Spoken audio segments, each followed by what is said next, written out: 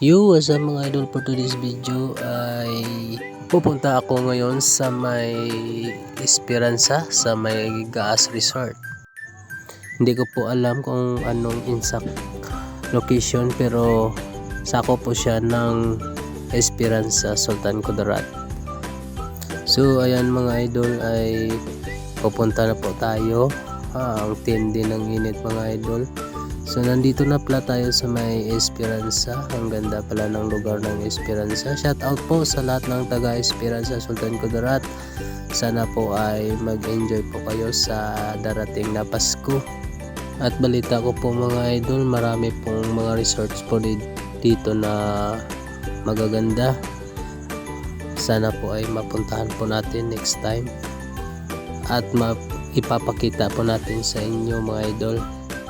Ikaw idol, baka mayroon po kayong mga magagandang pasyalan dyan sa inyong lugar. I-comment mo na lang dyan sa ibaba mga idol para mapuntahan natin pag magkaroon tayo ng time.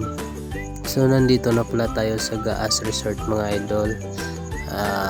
Sana po ay mag-enjoy po tayo dito dahil ngayon lang po tayo nakarating dito na lugar mga idol. Sana po ay maging safe po ang ating pagpunta dito mga idol. So ayan na pala ang mga pamangkin ko mga idol at saka kapatid namin na sumundo sa amin.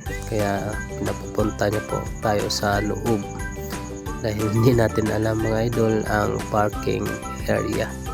So dito mga idol medyo rough road at nalito po ako mga idol kung saan ako magpapark ng aking motor. So hanggang dito lang tayo mga idol. Maraming salamat sa panonood at sana po ay magustuhan niyo po itong video. Maraming salamat po at God bless you sa lahat-lahat. Don't forget to like, comment and share.